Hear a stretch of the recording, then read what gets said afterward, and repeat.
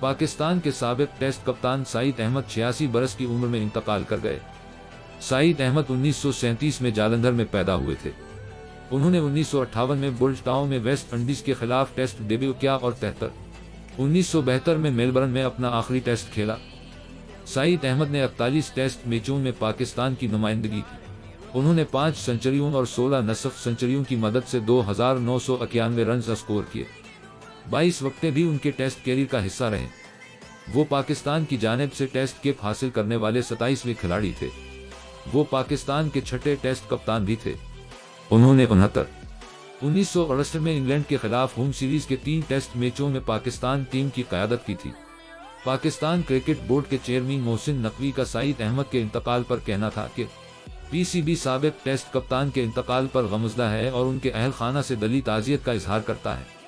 ان کا کہنا تھا کہ انہوں نے پورے دل سے پاکستان کی خدمت کی۔ پی سی بی ٹیسٹ ٹیم کے لیے ان کے ریکارڈ اور خدمات کا احترام کرتا ہے۔